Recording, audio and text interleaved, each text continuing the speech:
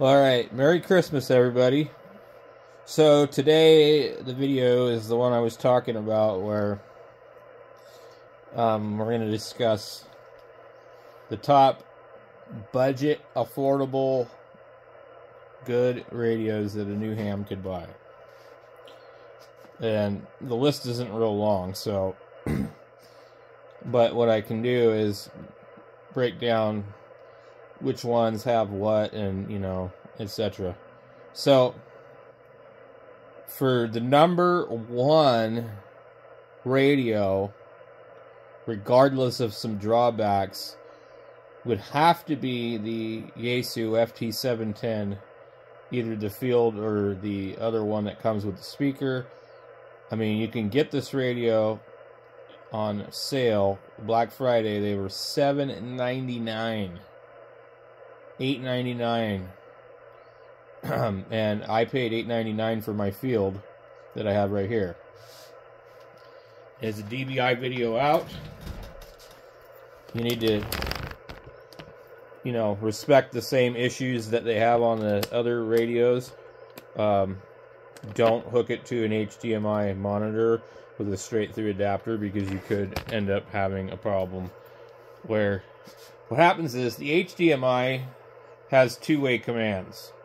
And the radio isn't designed to accept those two-way commands because it has a DVI port, not an HDMI. So then you're sending voltage into the DVI port of the radio, which damages the built-in video card. So it doesn't happen right away. You know, it takes a little bit of time, and then eventually one day you'll come out and, you know, I guess your output monitor doesn't work. So, and Yaesu isn't going to fix that for free because they've warned people. So, if you call Yaesu on the phone and ask for tech support on this particular radio, they're very good about giving you advice. So if you don't believe me, just call them. You'll get either the Roger guy or the other guy, and they will explain to you. They do have a box that they recommend if you insist on going HDMI. A converter box, which is powered, therefore, you know, it's one way. My suggestion is, unless you need a humongous display, which I don't really think you do, this is I think a 25-inch monitor here. Into perspective, I'll turn around and show you. That's a regular monitor. As soon as I got this radio, I went to a thrift store and I found a monitor. So, I ordered a shielded DVI cable. You know, that's another good thing to make sure that you do that. So, the price of this radio, the drawbacks that I can find are that the audio does not sound good on the radio on transmit. You need to get either a better microphone, or you need to sit down and really fine-tune the parametric EQ. And you can go on other people's YouTubes, and you can go on this, and you can go on that, and they all have a difference of opinions. So, I have a video on here of what I like for my settings. There's some guy, NH something, that everybody thinks is God, and I tried his settings, and I didn't like them. So, he was also getting this radio and giving you the settings that he used on his FTDX10. So how stupid is that? It's not even the same processor in this radio. But, you know, I mean, that just be common sense to tell anybody that, hey, this radio uses a different processor. It's not the same audio processor. It's probably going to be different. So, you can look for my video, or you can just go ahead and you want to just roll off the lows mostly. What happens is this radio just has too much emphasis on the lows. Or, you know, leave the damn thing off and go buy yourself an MD100 or one of the new Yaesu desk microphones, and it'll sound great. It's just that this microphone that they sent with it is just not really a good match for the radio. So, that's kind of the drawback on that. And then the other thing that a lot of people don't talk about, the tuner if you're mismatched, let's say you're 3-1, you're portable, you're at the park, you're doing parks on the air, you're doing summits on the air, you're doing, you know, something, right? And you're 3-1, and that's the best you can get it. Then you hit the tune button, and the radio tunes it, and everything's great. Well, your receive isn't going to improve because the tuner is in bypass on receive. It does not function on receive. It only functions on transmit. So you're trying to copy a weak signal because you have a mismatch on receive, and you're not going to hear it. So you won't hear the increase in receiver gain when you match your antenna. And you're not matching the antenna, but, you know, what you're doing is you're, you know, making it look like it's 50 ohms. And regardless of what people say, you could have a huge mismatch on the antenna and the coax, and you're still going to see some benefit by tuning it at the radio, especially receive. So it doesn't do that. Let's see what else. Some of the menu stuff is kind of a little fiddly, you know, but the resolution on the radio itself, on the display, is really good. Because it's a budget radio, it's not going to allow you to do, you know, fine-tuning of the waterfall like you can on the 7300. So, now, this is still, in my opinion, with all the features that you're getting, for the price that you're getting, and the receiver is exceptionally good. The digital noise reduction is absolutely amazing. Here's what the... You know, if we find a signal over here, let me go and demonstrate this. If I can see where I just seen it.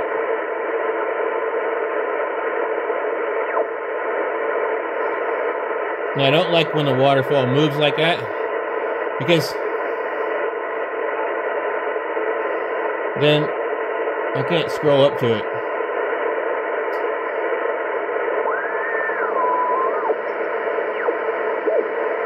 I thought somebody was on here.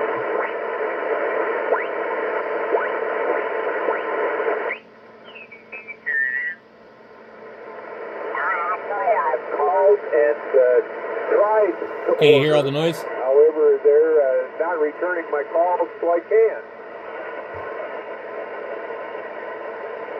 Did you hear him, Doc? I can barely hear him. He can find out if he's still in line by going to that KM3 K3 website. Did you hear that, Bill? Yeah, I'm not sure what website you're talking about. I'll turn on my other flex, and I'm operating on another antenna, so maybe it'll do a little bit anyway, better. A little better.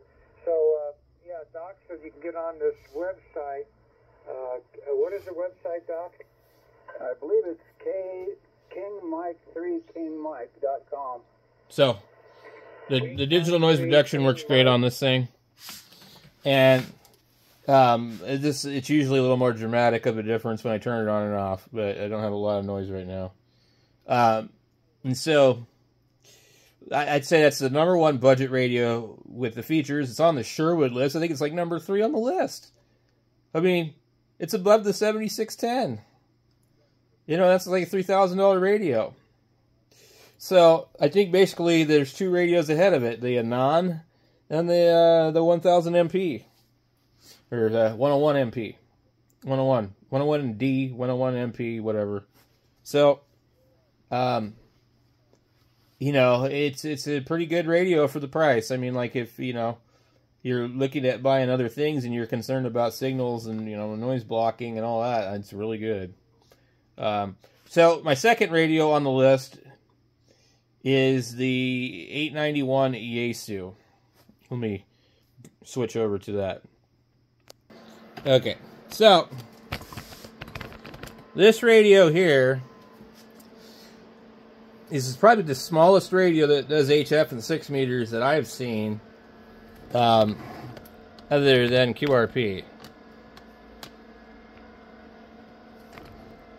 Now, the display for some reason on this radio is a little bit hard to film. One of the drawbacks on this radio is the menu system. You know, now if you're going to use this radio mobile, you're going to have it set up with memories and things like that. You do not want to try and configure this while driving down the road. But other than that, so we would go here.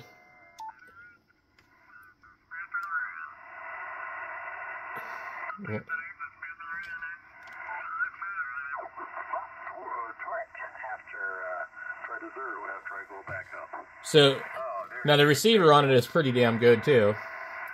I do not care for the noise reduction or the noise blanker. I don't use any of it.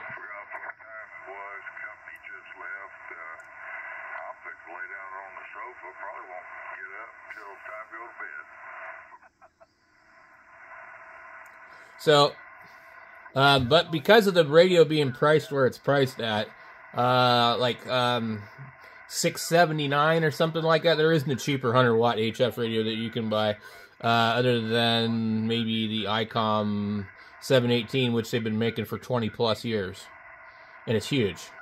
So I don't know why anybody would buy that ICOM. I owned that ICOM. So, it doesn't have FM, it doesn't have a bunch of things, you know, it's just, you know, it's kind of big radio. It's bigger than the 991, bigger than the 710, has no tuner, you know, so here's a nice compact radio that you can use for portable. So, now,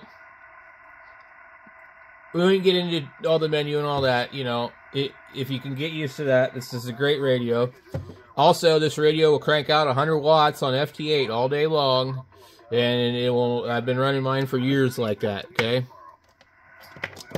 So, this radio has been subjected to all sorts of stuff. The guy I got it from hooked it up directly to the mic key line to an SB220 and put, you know, 120 volts into the back of the radio. I was able to fix that. I think it also suffered from nearby lightning strike, and took out the attenuator. I fixed that. It's just been going good since. So the SWR meter sort of doesn't really read accurately. I don't really know the reason for that. But you know, when it's really, really bad, it reads really bad, and if it's really good, it reads really good. And in between, it doesn't read accurately. So, I mean, I probably could just send it into Yaesu and have it repaired for, you know, pretty reasonable amount of money. I'm not going to fix it. So, I think that that's the number 2 radio. The number 3 radio that I would put on the list is going to be the Xiegu G90. As low as $399. I have seen them. And you can get one. You can get yourself a Harbor Freight Apache 2800 case. Let's see if I can open this up. I'm hurting because of my appendix surgery. Okay. You can literally have everything in here. You have an ICOM type of microphone, which completely controls the radio. Let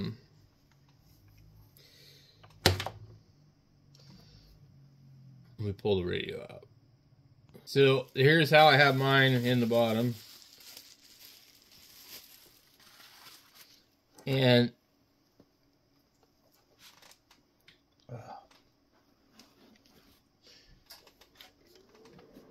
so this Harbor Freight case, I don't know how much it costs anymore. Probably not what I paid for it, I think. So, on the back of the radio, you have the key, the COM, the IQ out, the accessory, and the ground, and some other stuff. Now, I've had this radio, I think, 3 years or more. And I haven't used it a lot, but I've used it. I felt no need to place the knob. So here you have some other stuff, headphones, I don't know what that is, and a microphone. And I have not ever updated my firmware on this. I bought this in 2020. So let's go ahead and hook it up. All right, so here's how I like to run mine. I'm running on battery right now. We're 13.3132, and that's the battery that I like to use. It's more than enough for that radio. I'll run it all day long. So here's how it stacks up against that radio.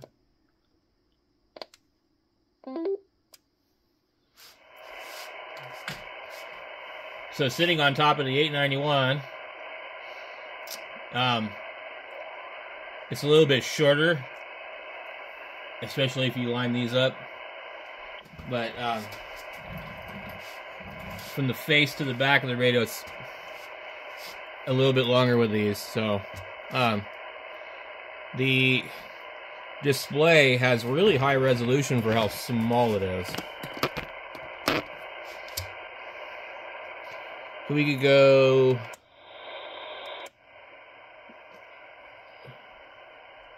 Now, what's kind of nice about it is you can usually... You just push this and step through the different things.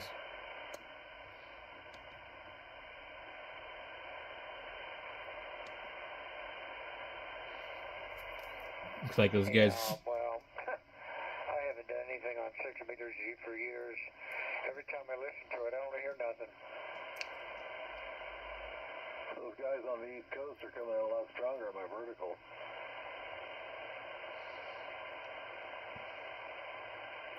I'm not hearing them. I can't. Not I either.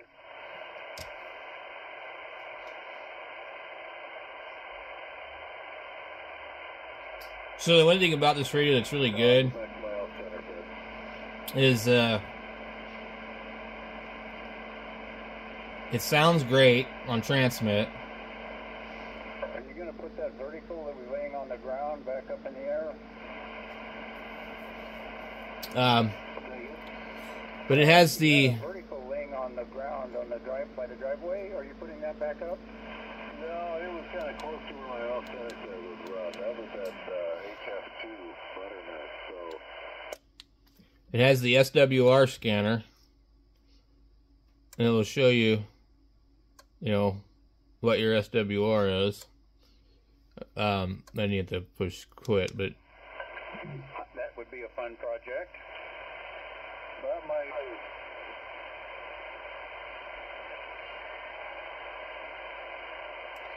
The tuner is real good. Like that, boom, done.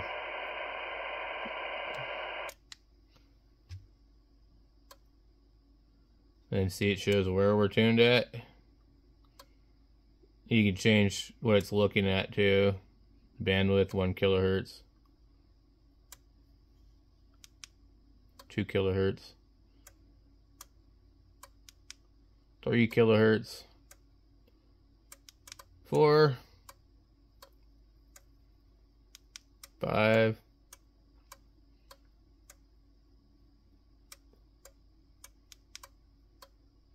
and back to 1.